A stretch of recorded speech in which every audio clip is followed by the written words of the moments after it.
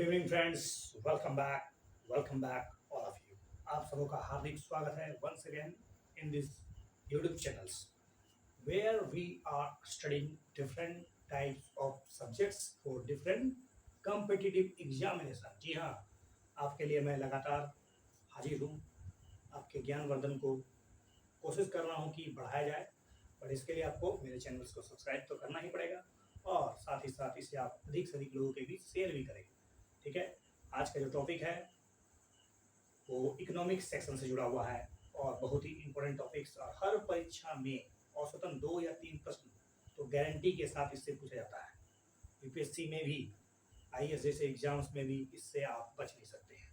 एक ऐसी मतलब एक तरह से क्वेश्चन का बहुत ही बेहतरीन श्रृंखला आप इससे अर्जित कर सकते हैं।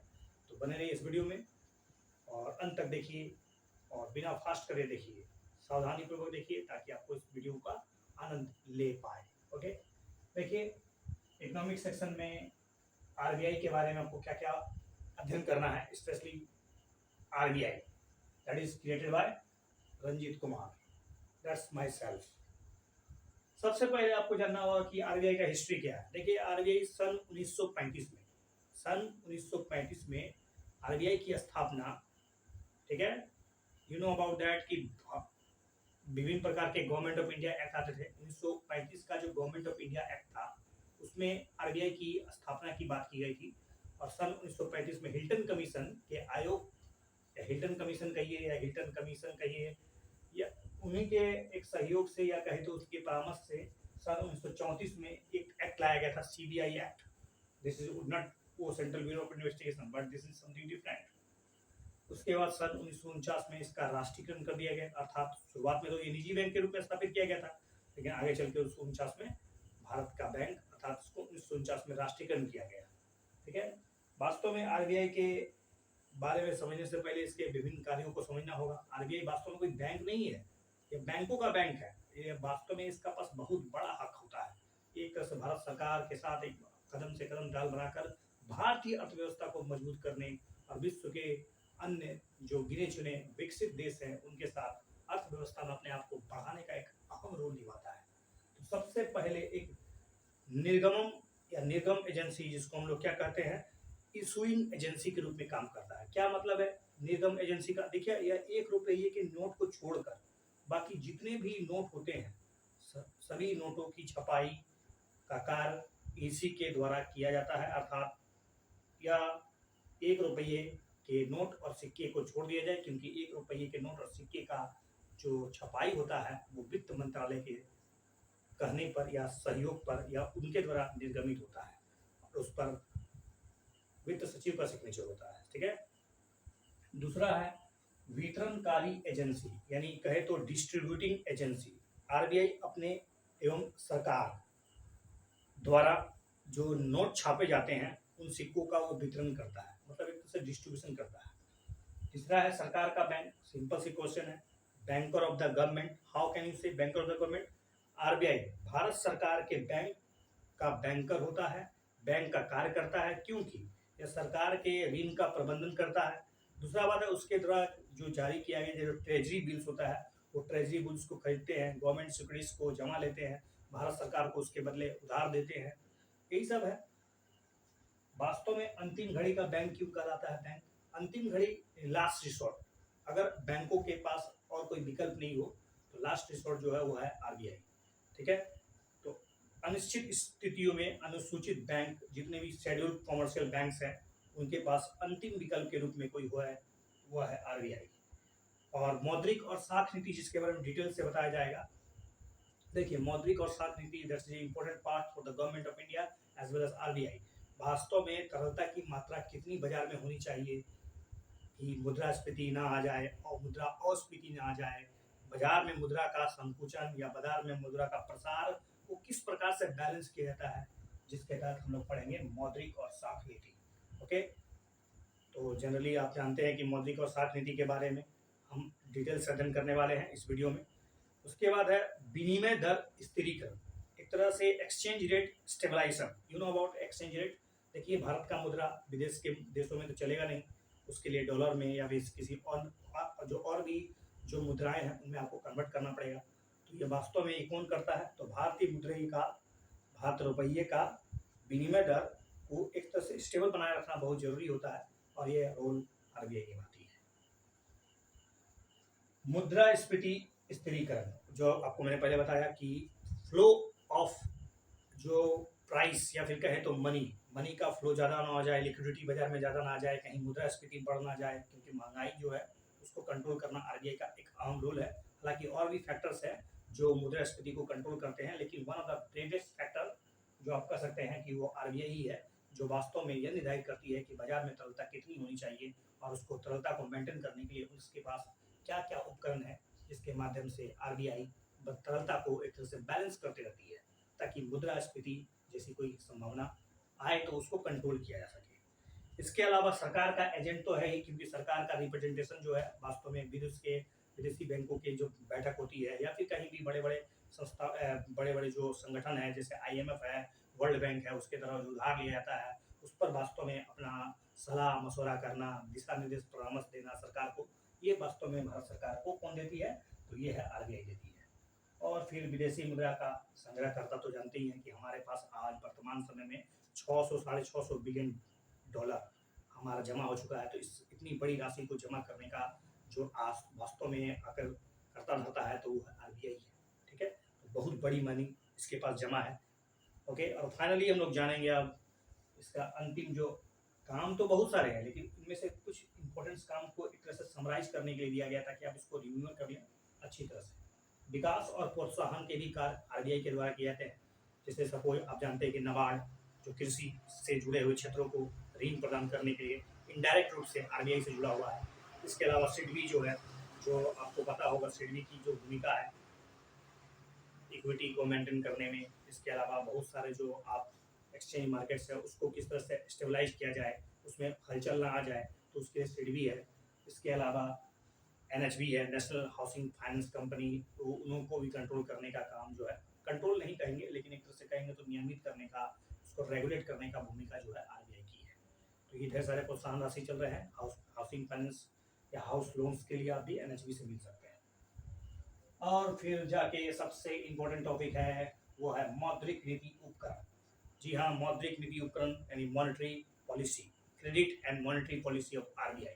देखिए, किसी भी अर्थव्यवस्था की एक ऐसी नीति है जिसके तहत उसमें होने वाले मुद्रा का प्रसार या प्रभाव, उसको कैसे कंट्रोल किया जाए, उसको कैसे रेगुलेट किया जाए, यही तो है वास्तव में मौद्रिक नीति। इस मौद्रिक नीति का अंतिम निर्णय हालांकि वित्त मंत्रालय लेता है, लेकिन उसको संचालित करने का काम जो है वो आरबीआई को दिया गया है। इसके अलावा आपको जानते हैं कि वर्तमान में इसके लिए स्पेशल कमेटी का गठन किया गया है 2016 में, एमपीसी यानी मॉनेटरी पॉलिसी कमेटी, मतलब वास्तव में टारगेटिंग मुद्रास्फीति कितनी होनी चाहिए ये भारत सरकार निर्धारित करती है। उसके पश्चात उसको रेगुलेट करने का, उसको मतलब लागू करने का काम जो है वो आरबीआई करती है। तो हम लोग सबसे पहले मौद्रिक नीति उपकरण में ढेर सारे उपकरण हैं जिसके माध्यम से तरलता को बैलेंस किया जाता है। तो उनमें से किस प्रकार से अलग अलग प्रकार के रेट हैं जिसको भारत सरकार नहीं बल्कि आरबीआई के द्वारा मेंटेन किया जाता है। तो सबसे पहले है नगद आरक्षित अनुपात यानी CRR। देखिए, CRR नगद आरक्षित अनुपात क्या है? प्रत्येक बैंक, जितने भी शेड्यूल बैंक्स हैं, शेड्यूल कमर्शियल बैंक्स, उसको अपने नेट डिमांड और टाइम लायबिलिटीज, मतलब जो फिक्स डिपॉजिट है, जो सेविंग डिपॉजिट है, उसको जो टोटल अमाउंट जमा होता है उसका एक निश्चित परसेंटेज आरबीआई के पास प्रत्येक बैंकों को रखना पड़ता है। ठीक है, लेकिन जिस पर आरबीआई ब्याज नहीं देती है, और बहुत लगभग आप समझ लीजिए 50,000 करोड़ रुपए का आसपास या 90,000 करोड़ रुपए के आसपास, मुझे डेटा याद नहीं आ रहा, लेकिन इतना भारी अमाउंट जो होता है आरबीआई के पास बस ऐसे ही पड़ा रहता है। इसकी क्या महत्व है किसी और वीडियो में बताऊंगा, लेकिन बस इतना समझ लीजिए कि CRR का सीधा मतलब है कि टोटल अमाउंट जो प्रत्येक बैंक के पास है, अर्थात नेट डिमांड टाइम लायबिलिटीज का वह परसेंटेज जो प्रत्येक बैंकों को नगद के रूप में आरबीआई के पास जमा रखना पड़ता है। ओके, उसके बाद फिर है SLR। देखिए, SLR इसका जस्ट अपोजिट कर सकते हैं, बिल्कुल नहीं, अपोजिट नहीं है, बल्कि यह भी एक प्रकार की सुरक्षात्मक व्यवस्था है ताकि बैंक दिवालिया ना हो जाए, या दिवालिया होने की स्थिति में हो तो बैंक ग्राहकों को क्या प्रोटेक्शन करेगा, आरबीआई तो उसके लिए है ही। तो SLR के रूप में, यही इसको हिंदी में कहें तो वैधानिक तरलता अनुपात, सैचुरेटरी लिक्विडिटी रेशियो, मतलब दिस इज द अमाउंट या दिस उसी प्रकार नेट डिमांड और टाइम लायबिलिटीज का वह हिस्सा या वह परसेंटेज जो प्रत्येक बैंकों को अपने पास ही या तो नगद के रूप में या तो सोना के रूप में या तो सरकारी दस्तावेज के रूप में यानी गवर्नमेंट सिक्योरिटीज के रूप में और अदर मतलब टूल्स है जिसके माध्यम से वो उसको सेव कर सकती है। 18% के आसपास वर्तमान में है। हालांकि इसमें आप मतलब बैंकों को फायदा होता है क्योंकि ये बैंक गवर्नमेंट सिक्योरिटीज करती है, सरकार को उसके बदले पैसा मिलता है, सरकार उस पर आपका इंटरेस्ट चुकाती है। उसके बाद बैंक रेट है। बैंक रेट एक तरह से लॉन्ग टर्म रेट है। लॉन्ग टर्म मतलब लंबी अवधि के लिए होता है जो बैंक अलग अलग शाखाओं को बांटती है, ठीक है। मतलब एक तरह से कहें तो कंपनियों को, शेयर होल्डर्स को और बहुत से अदर अदर जो यहाँ तक कि एक व्यक्तिगत स्तर पर भी आप जो बैंक से लोन लेने जाएंगे तो बैंक किस रेट पर आपको लोन देगा, जिस रेट पर आपको लंबे समय अवधि के लिए ऋण देता है, क्रेडिट देता है, that is called bank rate. एक तरह से मिनिमम रेट है जिसके मतलब मिनिमम उससे नीचे आप किसी को लोन नहीं दे सकते हैं। उसके बाद है repo rate. This is very simple. Repo rate का सीधा मतलब होता है रीपो रेट। रेपो रेट देखिए प्रत्येक बैंकों को तो कभी ना कभी या विशेष परिस्थिति में बैंकों के पास आरबीआई के पास जाना पड़ता है ताकि वो अपने वहाँ से ऋण ले पाए। क्या आरबीआई मुफ्त में ऋण बांट देगी? नहीं। इसके लिए प्रत्येक बैंकों को जब वो उधार लेने जाएंगे आरबीआई से तो उसको गवर्नमेंट सिक्योरिटीज जमा करना पड़ेगा और वो जब गवर्नमेंट सिक्योरिटीज जमा करेंगे तो आरबीआई उसको लोन देगी, ऋण देगी।